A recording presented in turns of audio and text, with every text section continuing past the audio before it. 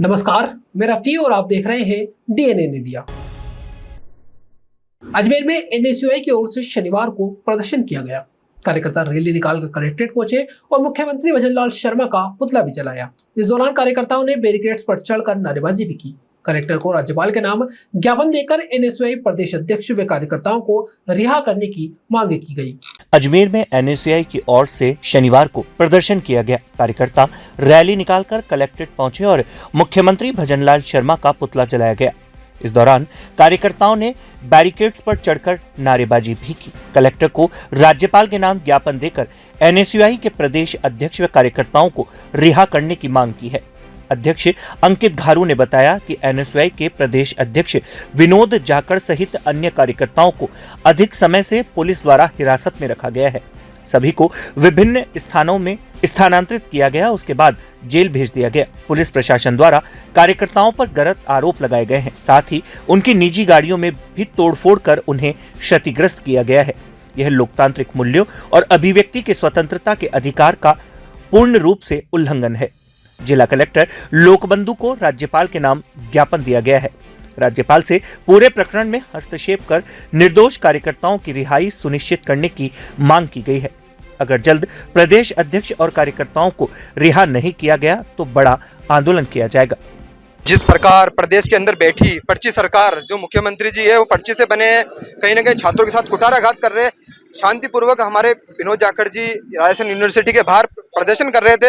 एक शिक्षा के मंदिर के अंदर, विश्वविद्यालय के अंदर एक आरएसएस का कार्यक्रम होता है, उसका शांतिपूर्वक प्रदर्शन करने गए हमारे विनोद जाखड़ जी को उन्होंने जिस प्रकार जेल की सलाखों में डाला है। हमारा यही प्रदर्शन है कि उन्हें जल्द से जल्द रिहा करा जाए, क्योंकि एक शिक्षा के मंदिर के अंदर शस्त्र पूजा ना होकर एक शिक्षा की बात होनी चाहिए।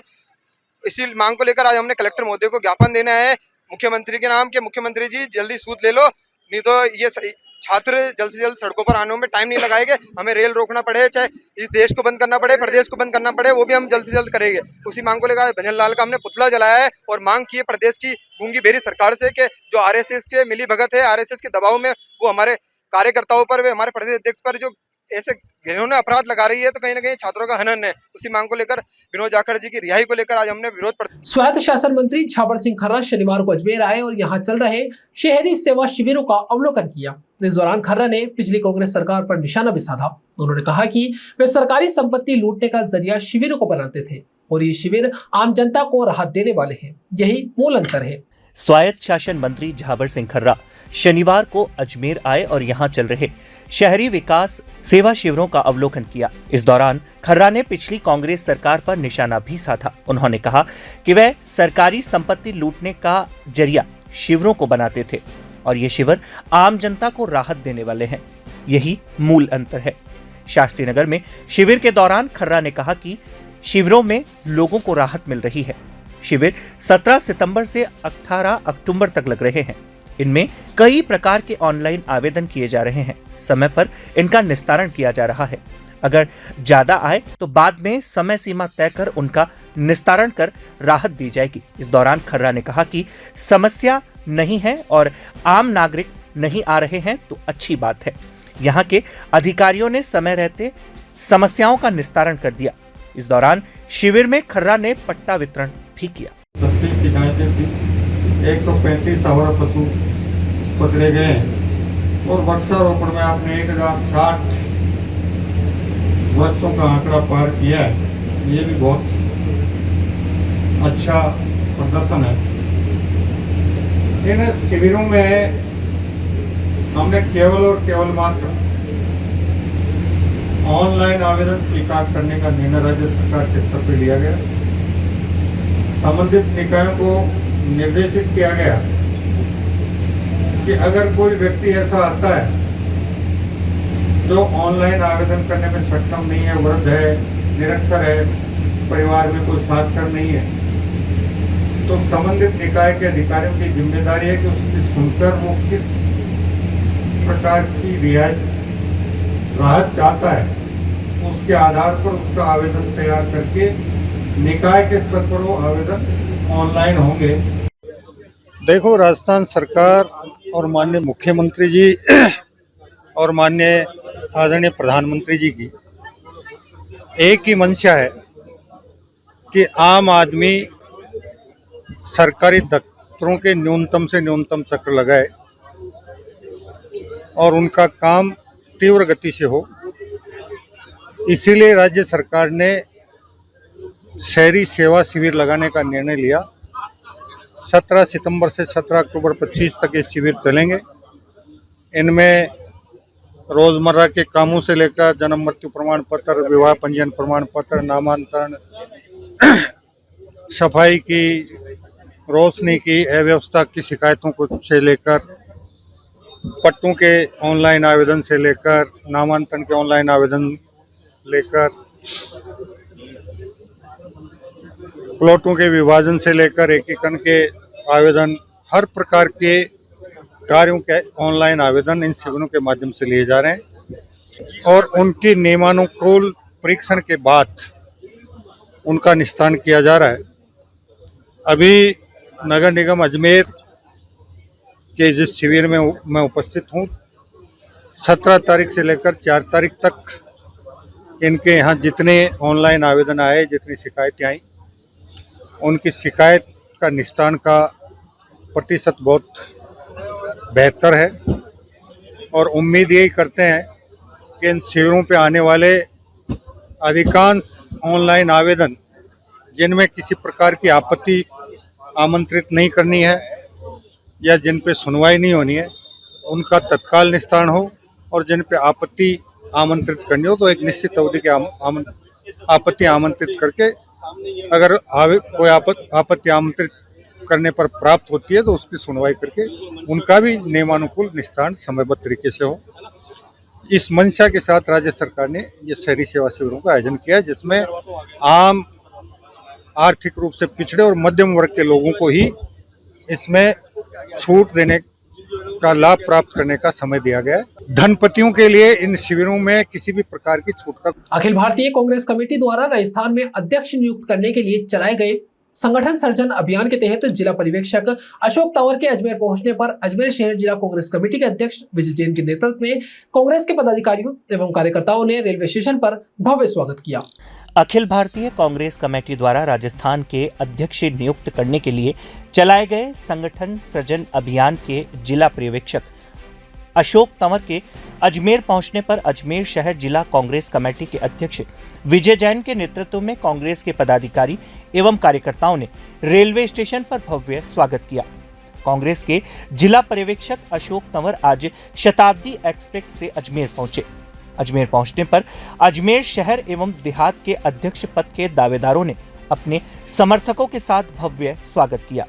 रेलवे स्टेशन पर निवर्तमान शहर अध्यक्ष विजय जैन, देहात अध्यक्ष भूपेंद्र सिंह राठौड़, राजस्थान प्रदेश कांग्रेस कमेटी के उपाध्यक्ष डॉक्टर राजकुमार जयपाल, महेंद्र सिंह रलावता, पूर्व विधायक श्री गोपाल बाहेती, नाथूराम सिनोदिया, अजमेर सरस डेयरी के अध्यक्ष रामचंद्र चौधरी, हाजी इंसाफ अली, शिव कुमार बंसल, महेश चौहान, कैलाश झालीवाल, सुनील लारा, रश्मि हिंगोरानी, भूपेंद्र सिंह प्रियदर्शी भटनागर सहित बड़ी संख्या में कांग्रेस के पदाधिकारी एवं कार्यकर्ता उपस्थित रहे। राजस्थान में वरिष्ठ कांग्रेसी नेता एवं पूर्व नेता प्रतिपक्ष रामेश्वर डूडी के आकस्मिक निधन पर आज प्रदेश कांग्रेस में शोक की लहर है, परंतु अजमेर के कांग्रेसियों ने शोक को नजरअंदाज करते हुए अति उत्साह में अशोक तंवर का भव्य स्वागत किया। राजस्थान में बहुत कांग्रेस मजबूत है और जोश उसी का एक तरीके से मैं समझता हूँ कि दर्शाता है उसको। और बाकी तो संगठन सृजन अभियान है, उसकी तैयारियों के सिलसिले में हम सब लोग आए हैं। सबसे फीडबैक लेंगे। अगले 10-12 दिन में यहीं पर हूँ। मैं सभी हमारे नेताओं का भी, सभी साथियों का, सभी पदाधिकारियों का और जो अजमेर की सभी हमारे कांग्रेस के समर्थित साथी यहाँ पर पहुँचे हैं, उन सबका धन्यवाद करता हूँ और सबसे यही अपील करता हूँ कि ये जो राहुल जी ने एक मुहिम शुरू करी है, खड़गे साहब ने संगठन को बनाने की, इस पूरी मुहिम में साथ दें। पूरे इस मिशन के अंदर, क्योंकि कांग्रेस के बहुत बड़ा परिवार है, क्योंकि निश्चित रूप से यहाँ पर कहीं वाद विवाद या कहीं मतभेद की स्थिति भी है, तो उसका क्या खामियाजा संगठन को उठाना पड़ेगा या क्या मानते हैं आप? नहीं, सब पूरा बढ़िया से, बाकी तो डिटेल में डिस्कशन करेंगे। आज तो मैं सब साथी जो पहुँचे हैं उन सबका बहुत बहुत आभार प्रकट करता हूँ और आपका भी धन्यवाद करता हूँ। सब मिलकर काम करेंगे। यहाँ रुकते एक छोटे से ब्रेक के लिए, जल्द हाजिर होंगे खबरों के नए सफर के साथ। कैंसर बीमारी ही ऐसी है, चिंता तो होगी ना। लेकिन अब अपनी चिंता को बदलो विश्वास में, क्योंकि आदिनाथ कैंसर मेडिसिटी में है रेडियोथेरेपी, कीमोथेरेपी और कैंसर सर्जरी के उपचार के साथ आधुनिक सुविधाएं भी। विजिट करें आदिनाथ कैंसर मेडिसिटी एट चाची आवास अजमेर।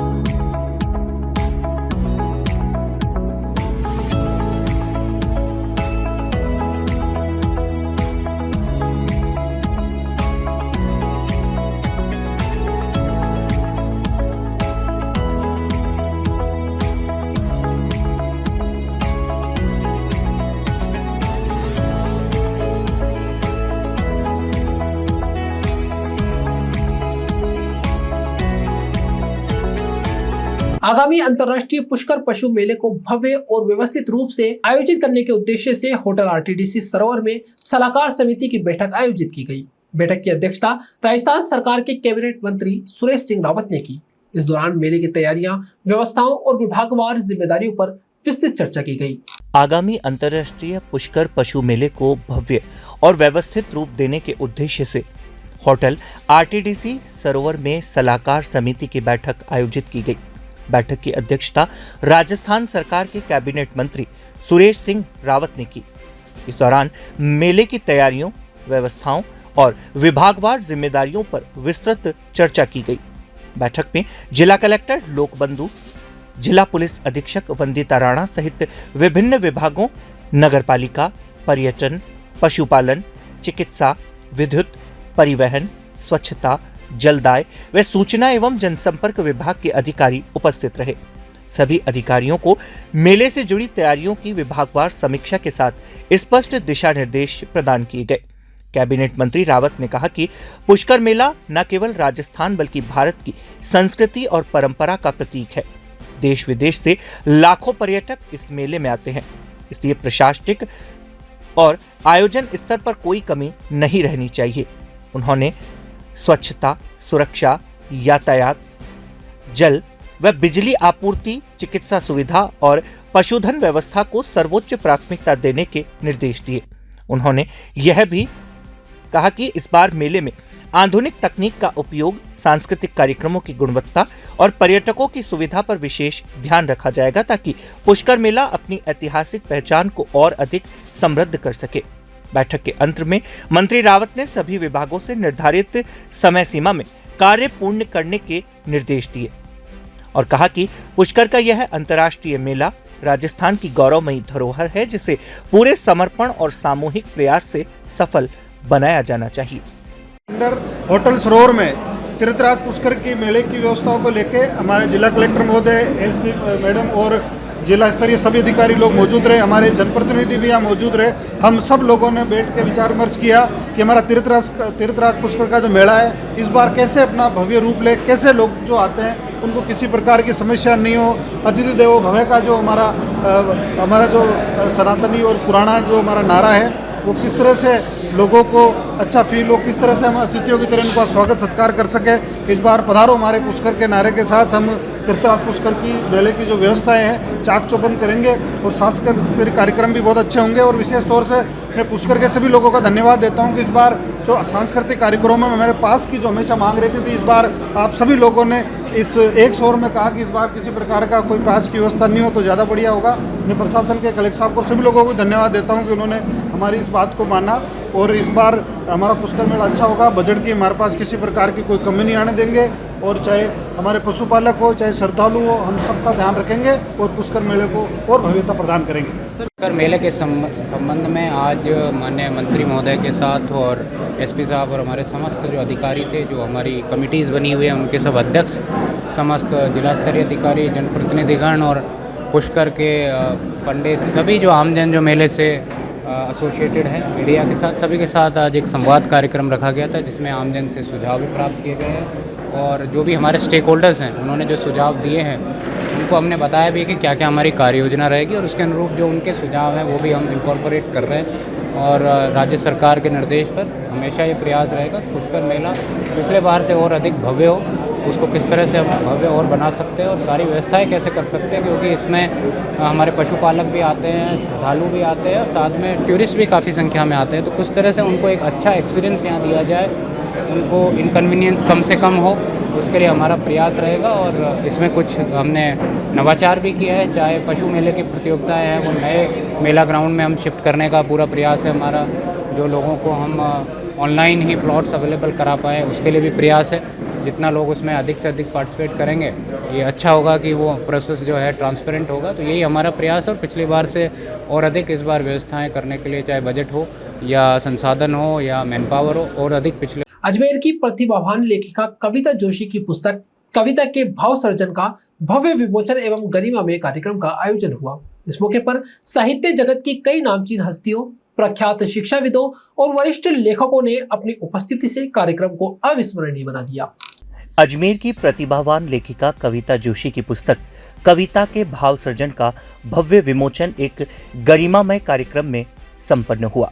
इस मौके पर साहित्य जगत की कई नामचीन हस्तियों, प्रख्यात शिक्षाविदों और वरिष्ठ लेखकों ने अपनी उपस्थिति से कार्यक्रम को अविस्मरणीय बना दिया।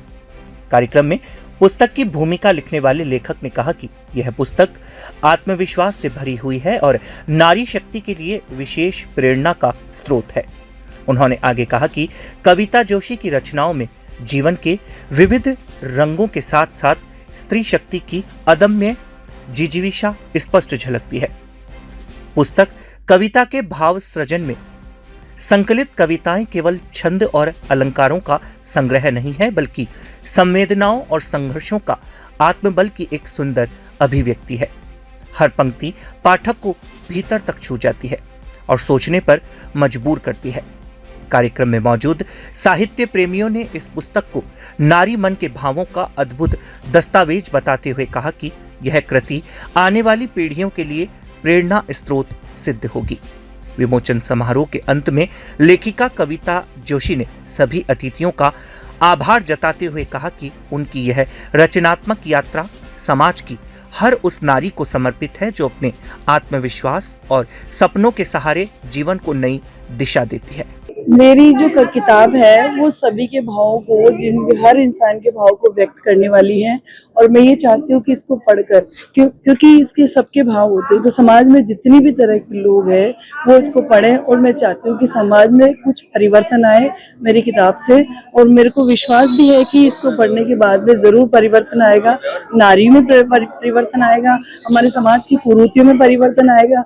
जो मेन मेरी कविता है उसमें जो स्त्री के प्रति हमारी भावना हो जाती है, जब मैं माना कि कोई प्रेम पे लिख रही है तो उनकी ऐसी भावना हो जाती है कि ये स्त्री ऐसी है, जो आप समझ सकते हैं। तो मैं ये चाहती हूँ कि समाज की जो ये कुरीति है, जो ये भावना है लोगों में, ये बदले, क्योंकि जरूरी नहीं है कि आपके भाव ही है वही।